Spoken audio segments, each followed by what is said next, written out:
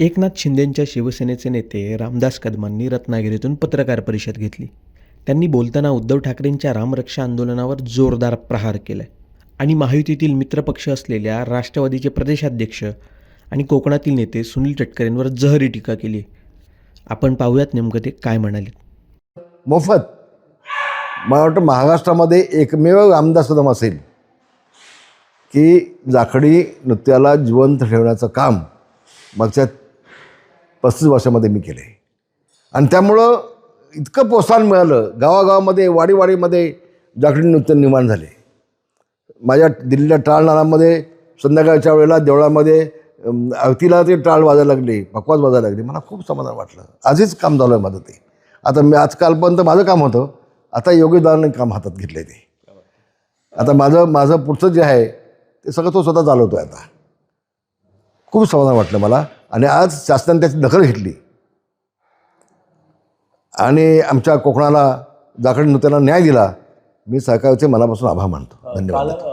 सांस्कृतिक मंत्री आशिष शेलार जखने दौऱ्यावरती आले होते आणि त्यांनी आमदार भास्कर शेठ जाधवांच्या कार्यालयात भेट दिली. ही भेट पुरेनिधी होती असं ते म्हणतात. म्हणजे नेमकं काय म्हणायचं? पण चांगलं आहे ना, ते काय अर्थ नाही. एका राज्यातल्या मंत्र्यांनी विरोधी पक्षाच्या आमदाराच्या कार्यालयाला भेट देणं हे चांगलं आहे. वाईट काय त्यामध्ये? पुस्तक गडबडत आहे. काही नाही, कुठं गडबड नाही. तुम्हाला एक आठवण करून देतो. मी ज्यावेळेला आमदार होतो आणि विजयसिंह मोहिते पाटील ज्यावेळेला मंत्री म्हणून चिपळूण आले होते, तेव्हा चिपळूणमधून जेवायला ते माझ्या घरी आले होते जामग्याला. तर प्रत्येक वेळेला भास्कर जाधवांना कावेळणीच बघणं हे पण योग्य नाही ना. नाही पण भाई, आपण त्यांनी बोलवलं असेल, बाबा तुम्ही बाजूला येतात माझ्या कार्यालयात या, आले की नाही.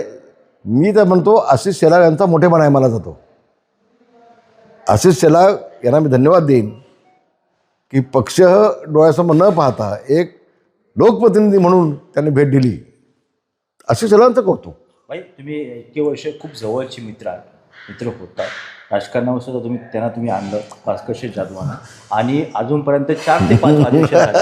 भाई 4 ते 5 अधिवेशन झाली, अजून मला विरोधी पक्ष नेत्यापद दिले गेले नाही. भास्कर शेठ कुठेतरी नाराज दिसून येतात. काय सांगा भाई? काय हो, नाही मी स्पष्ट बोलतो. तो बिचारा रात्री झोपत नसेल. त्याच्या ध्यानी मनी स्वप्नी जळी स्थळी पाष्टी पाशानी ते फक्त त्याला बिचारायला विरोधी पक्ष नेतेपद दिसतं त्याला. तो सभागृहामध्ये देखील अशा आविर्भावानं बोलतो. मी काल हसत होतो. याचं उत्तर कोण देणार आहे? हा, तुम्ही देणार आहे? मग कसं आम्ही बोलायचं? मग मी बोलत नाही. म्हणजे अगे एक राज्यमंत्री जर उत्तर देत असला, कॅबिनेट मंत्री आता आहेत, पण ते जे अविर्भाव आणि जे बोलण्याची स्टाईल, म्हणजे मी कोणती फार मोठा माणूस आहे, मी सामान्य माणूस आमदार नाही आहे. आणि मग तुम्ही काय उत्तर देणार माझ्या याला? मग मी काय बोलायचं? काय मला गरज नाही बोलायची? हे जे काल पाहिलं ते मला वाईट वाटलं थोडंसं. विधिमंडळ हे कायदेमंडळ आहे. तो आशिष जयस्वाल अभ्यासू राज्यमंत्री आहे, खूप अभ्यासू आहे. तर अशा पद्धतीनं त्यांचं मी जे कालचं पाहिलं विधिमंडळातलं, ते त्यांच्या डोक्यात गेलेली हवा आणि मी किती हुशार आहे बघा आणि मला लवकर काहीतरी द्या याचं ते, हे असा एकमेव कार्यक्रम चालू आहे त्यांचा. त्याला शुभेच्छा.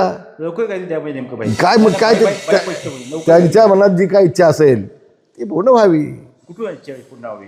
नेमकं कुठे इच्छा पाहिजे? आता आशिष शेलार आज गेले त्यांच्या ऑफिसमध्ये, त्यांनी त्याची नोंद घ्यावी. म्हणजे कुठेतरी त्यांच्या ऑफिसमध्ये गेले बिचारे, त्यांनी नोंद घ्यावी. कुठेतरी भास्कर शेठ जाधव भाजपकडे जाण्याच्या मार्गावरती असं वाटतं. तर मी कशाला बोलायचं? मी बोलणं ठीक नाही. आपल्या हातामध्ये जोपर्यंत काय नाही, कोणाला बदनाम करणं ठीक नाही आहे. मी काय भास्कर जाधव नाही, मी रामदास कदम आहे. मी प्रत्येक शब्द जबाबदारीने बोलतो. पण एवढं निश्चितपणे भास्करजी मोठी स्वप्न बघतायत, ते साकार होत नाही बिचाराची स्वप्न. तेव्हा आता स्वतः मंत्री महोदय भाजपची तर गेल्यानंतर काय फरक पडतो काय बघू आता पुढे भविष्यामध्ये. आगे देखो होता है क्या देखेंगे. खूप मजेची गोष्ट आहे. उद्धवजींनी रामरक्षा म्हणावी, खूप मोठा विनोद आहे. खूप मोठा विनोद आहे. जे उद्धवजी काँग्रेससोबत गेले, जे उद्धवजी सोनिया गांधीसोबत गेले, ज्या राहुल गांधींना तो आदित्य ठाकरे मिठ्या मारतोय रस्त्यामध्ये, त्यांनी आता हिंदुत्वाचं बाबत बोलावं, हे हास्यास्पद आहे ना. लोकांना कळतं हो सगळ्या गोष्टी. आता लोक काय तेवढे दुधकुळे झाले नाहीत ना. काहीतरी आता आपल्या हातात हवं आहे म्हणून आपल्याला चला उतरायचं मैदानामध्ये. मी अजून जिवंत आहे, मी अजून वाचनांना मेलेलं नाही.